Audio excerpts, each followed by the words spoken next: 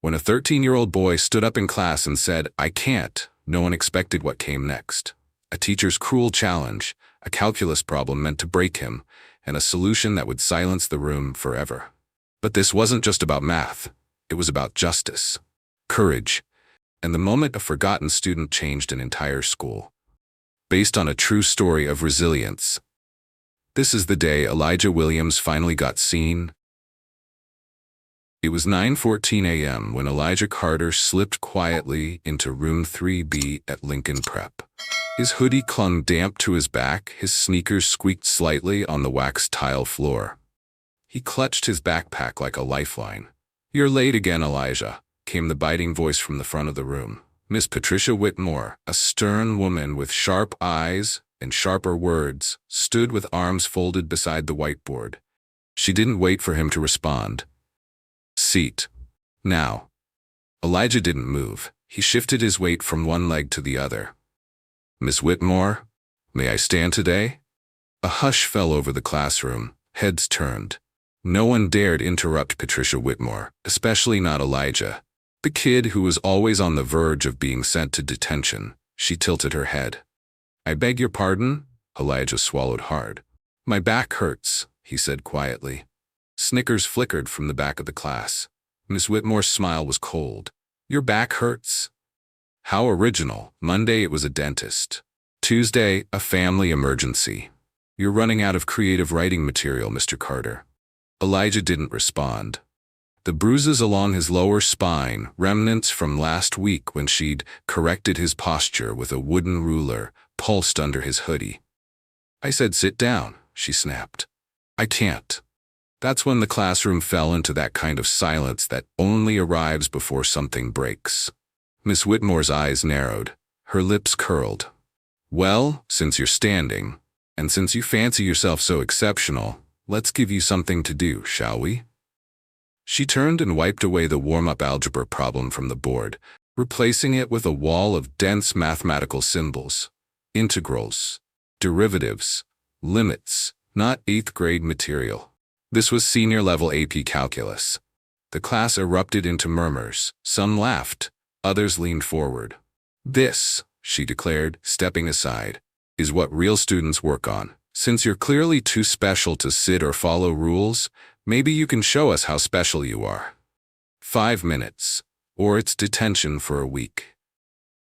Elijah's heart pounded in his ears. He recognized the problem. Not because he'd seen it in her class, he hadn't, but because he'd seen something like it before, alone in the corner of the Emerson Public Library, with nothing but a library card and an old calculus textbook left behind by a college student. He'd been teaching himself for months, every night, every weekend, because numbers made sense, even when people didn't. Now everyone was watching.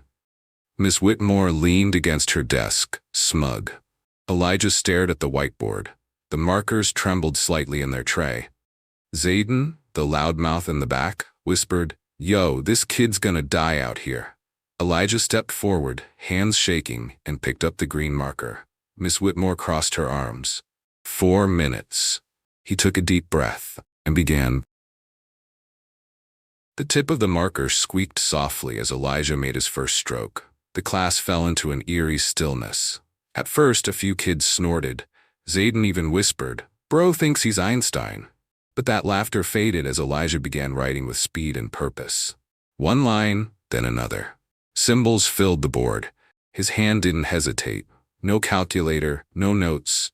Just memory, just flow. He was doing it. Step by step, substitution after substitution, he worked the integral down to its cleanest form. By the 3rd line, a couple of students were squinting. By the 5th, jaws were quietly dropping. At the 7th line, Isha, normally silent, murmured, "Wait, that looks right." Miss Whitmore's smile stiffened. Her arms uncrossed. Elijah's heart still thudded against his ribs, but the numbers grounded him. He couldn't hear the clock, couldn't feel the bruises on his back, couldn't see Miss Whitmore's glare. It was just him and the language he loved, math. 3 minutes in, he boxed his final answer and stepped back, breathing heavy. Dead silence. Then, scritch, scritch, scritch, heels tapped across the tile. Ms. Whitmore approached the board slowly, like it was a trap. She stared at the answer. Her eyes darted across the lines, twice, 3 times. The color drained from her face. This isn't, she blinked rapidly. This is college-level calculus, she said, almost to herself. Then louder. Where did you copy this? Elijah furrowed his brow. I didn't. Don't lie to me, she snapped, spinning toward him. Did someone give this to you? Do you have notes hidden in your hoodie? Did you memorize this from a YouTube video? No, ma'am, Elijah said, voice steady but soft. I've been studying, at the library. I've been practicing. Practicing? She scoffed.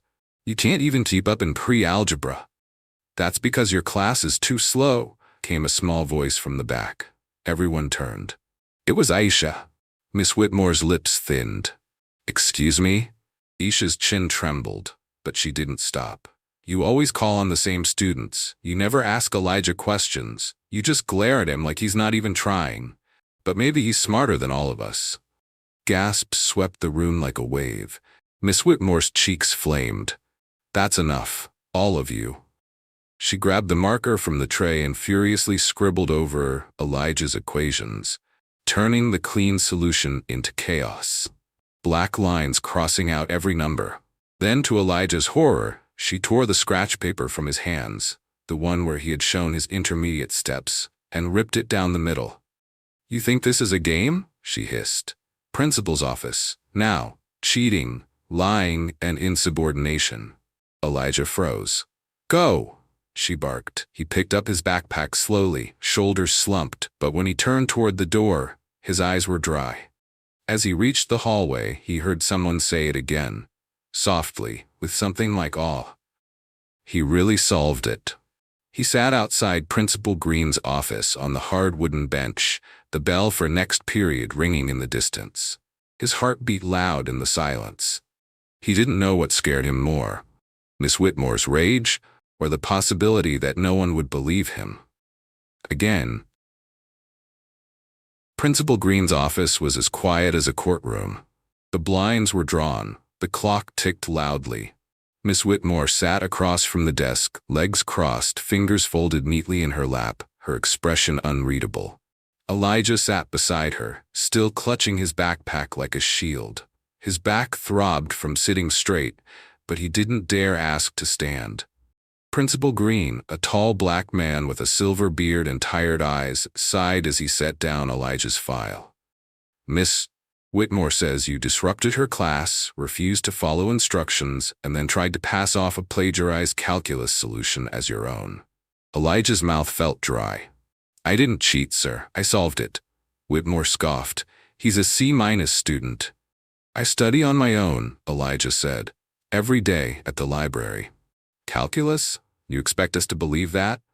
I can solve another one right now, Elijah offered. Any problem. Principal Green studied him for a moment. Then, slowly, he leaned back.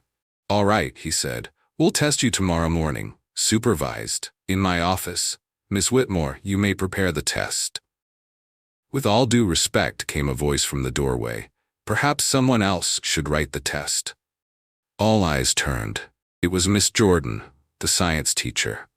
Young, sharp-eyed, loved by students. She stepped into the office holding a folder. Elijah's been working with advanced mathematical modeling in my science class since last semester, she said. He's the real deal. Miss Whitmore's eyes narrowed. You never reported that. Elijah asked me not to, Miss Jordan said calmly. He didn't want to draw attention. Principal Green glanced between the two teachers. I'll prepare the test myself, he said finally. Miss Whitmore, you'll supervise. As Miss Whitmore stood to leave, she muttered, This is a waste of time. Then let's waste it thoroughly, Miss Jordan replied, smiling faintly. Elijah's stomach twisted. He didn't know whether to be terrified or hopeful. As Miss Whitmore left, Miss Jordan sat beside him. How are you holding up? I'm okay. You're scared. Yeah. That's normal. But you've already done the hard part, showing them who you are. Elijah looked down. What if they don't believe me? What if I mess up the test? You won't, she said gently. because you've been solving harder problems than they've ever seen, and tomorrow the whole school's going to know it." Elijah's lips curved just slightly. Later that evening, his phone buzzed, a number he didn't recognize. He picked up. "Elijah, this is Professor Anthony Reed. Miss Jordan gave me your name. She said you're preparing for a pretty important test tomorrow." Elijah's heart jumped. "Yes, sir. I teach mathematics at North Metro University. Would you be interested in a little one-on-one review session tonight?" Absolutely." He met Professor Reed at the public library an hour later. The man wore a tweed jacket and carried a notebook full of equations. But he didn't start with formulas. Instead, he asked, "Why do you like math?" Elijah blinked. "Because it makes sense." The professor smiled. "Good answer. Let's make sure tomorrow does too." They worked for 2 hours, no drills, just strategy. Professor Reed helped Elijah refine how he explained his thinking out loud. "It's not just about getting it right," he said. "It's about making them see how you got there." When they packed up, Professor Reed shook his hand. "I'll be there tomorrow, watching, but only if you're okay with that." Elijah nodded. He wasn't just ready now. He wanted them to give him that test. The next morning, Westlake Middle buzzed like a stirred-up beehive. Word had spread. Elijah Williams, the quiet kid who rarely spoke, was taking a calculus test, supervised by the principal, written by the school itself. By 8:15 a.m., a group of students was gathered outside the conference room, whispering. Inside, Elijah sat straight at a small desk. Principal Green placed the sealed envelope down like it was a sacred document. "No calculators, no notes. This room is locked. Miss Whitmore and I will both observe," he said. Elijah nodded, eyes steady. The principal broke the seal, handed him 5 sheets. "You have 2 hours. Elijah looked down at the first problem. Algebra. Too easy. He solved it in 30 seconds. Flipped the page. Trigonometry. Then logarithms. Then calculus. He paused only once to take a deep breath. Then his hand moved, steady and sure. Derivatives. Chain rule. Integration by substitution. Limit proofs. Miss Whitmore's eyes narrowed with every answer he wrote. By 8:54 a.m., Elijah raised his hand. "Finished?" the principal asked. "I'd like more paper, sir. I'm solving the last 3 problems 2 different ways." Principal Green blinked. "You have over an hour left." "I know." A few minutes later, Professor Reed quietly entered the back of the room. He didn't say a word, just stood with arms crossed, watching. When Elijah finally set down his pencil, he'd written 12 pages, 6 problems, each solved with multiple approaches. Principal Green looked over his shoulder, then turned to Miss Whitmore. "Would you and Miss Jordan please meet in my office at noon for a review?" Miss Whitmore didn't respond. Her mouth was set in a tight line. When Elijah stepped out, a dozen students scattered like they hadn't been waiting, but one of them, Zach, offered him a nod of respect. At lunch, the tension in the principal's office was thick. "Elijah's work is flawless," Miss Jordan said. "Not just right, elegant." Principal Green nodded. "Agreed. I had Professor Reed review the solutions. He says Elijah is operating at the level of a second-year college student." Miss Whitmore's face reddened. "He must have been coached. He had help."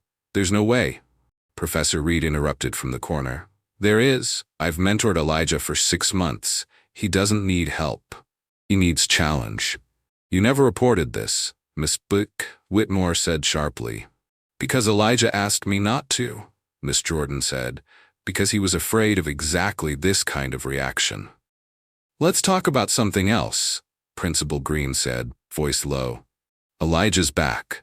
He reached into a folder and laid down photographs, clear images of red welts across the boy's lower back, taken by the school nurse that morning after Miss Jordan insisted on a wellness check. Veronica Whitmore paled. He fell," she stammered. "Elijah says the marks appeared after you struck him with a ruler for not solving a board problem fast enough," Miss Jordan said flatly. "You're twisting everything." "No," Principal Green said, voice like thunder. "You did that yourself." Silence fell, the kind that lasts longer than a pause. Finally, Principal Green said, "You are being placed on administrative leave, effective immediately, pending a formal investigation." Miss Whitmore stood, shoulders stiff. "This is absurd. I've taught here for 23 years. And in all those years," Miss Jordan said, "how many Elijahs have you silenced?" Miss Whitmore didn't answer. As she left the room, Elijah stood just outside. She paused in front of him. He didn't say a word. He didn't need to. He'd already spoken the truth. By the end of the week, the halls of Westlake Middle School felt different. It wasn't just that Miss Whitmore's nameplate had been removed from her classroom door, or that students walked with less fear in their shoulders. It was something else, something quieter, like the building itself was learning how to breathe again. In the front office, Principal Green met privately with Elijah's parents. "We owe your son more than an apology," he said, sliding a folder across the table. "This includes an accelerated learning plan. He'll attend the high school for calculus and continue mentorship with Professor Reed. We're also offering him a full scholarship to the university's Summer Mathematics Institute." Elijah's mom wiped her eyes. His dad sat straighter, hands clenched tight with emotion. "You saw him," his father said softly. "You finally saw him."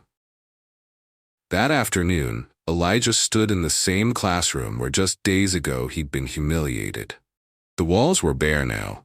A substitute teacher ran things temporarily. But this time Elijah wasn't a victim. He was a guest speaker. Miss Jordan had invited him to walk the class through one of the calculus problems from the test. At first he hesitated, but then he stepped up to the board with steady hands. As he wrote, his classmates leaned forward, not with mockery or suspicion, but interest. When he finished, someone clapped. Then others followed. Elijah didn't smile. Not exactly. But his eyes sparkled just for a moment. That night, at home, he found a letter taped to his bedroom wall. It was from Miss Jordan.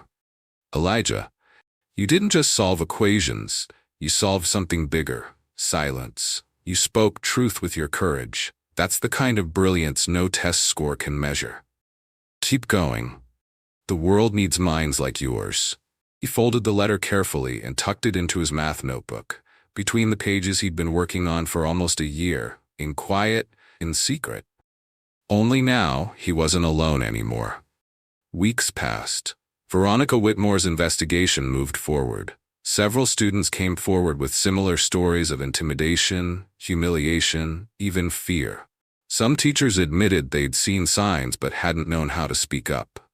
Miss Jordan, with Principal Green's support, led the charge in creating new policies, student mentorship programs, stricter protections against teacher abuse, and a gifted learning initiative that started with Elijah but wouldn't end there. By spring, Elijah was riding a bus 3 mornings a week to the local high school. On his first day in advanced calculus, the teacher, a kind man with a thick beard and bright eyes, asked if anyone had heard of Elijah Green. 5 hands shot up. 1 student pointed. "She's right there." Elijah flushed. Later, when the teacher asked him to explain an integration technique, Elijah stood and said, "Actually, there's a shortcut I learned from my mentor. I could show it?" The teacher grinned. "By all means." After class, 3 students asked if he'd tutor them. He said yes. Not because he wanted attention, but because he remembered what it felt like to sit alone, full of knowledge no one wanted to see. One rainy Friday, Elijah returned to Westlake Middle to help Miss Jordan in her after-school STEM club. A new 6th grader named Keisha struggled with a logic problem. Elijah sat beside her, talked her through it, slow, kind, patient. When she solved it, her eyes lit up like the first flicker of a fire just learning to burn. "You're really smart," she said. He smiled. "So are you." As they packed up, Miss Jordan handed Elijah a flyer. "University is inviting a few middle schoolers to speak at their youth STEM symposium," she said. "They'd love to hear your story." Elijah hesitated. "I'm not sure I'm the right person." "You were the right person the moment you stood up," Miss Jordan said. "This school didn't change itself. You started that." That night, Elijah walked home in the dark. The streets were wet and his sneakers splashed through puddles. But his shoulders didn't hunch. His steps didn't falter. He knew who he was now. Not the boy who flinched at the sound of his name. Not the kid hiding behind formulas. He was Elijah Williams, and he had nothing left to prove, but everything left to build. What is the lesson of this story? 1. Every child deserves to be seen. Sometimes brilliance hides behind silence. Look deeper. 2. Speaking truth can feel dangerous, but it can spark transformation. Elijah's courage didn't just save himself, it saved others. 3. Abuse thrives in silence. When we challenge toxic authority and systems, we make room for justice to grow. 4. Mentorship matters. One adult believing in a child can rewrite that child's entire story. 5. Your gifts are not accidents. They're meant to shine, even if others try to dim them. Have you ever felt unseen? What would happen if you spoke your truth? What do you think about this story? Let's comment below to discuss. And don't forget to subscribe our channel to listen to more interesting stories.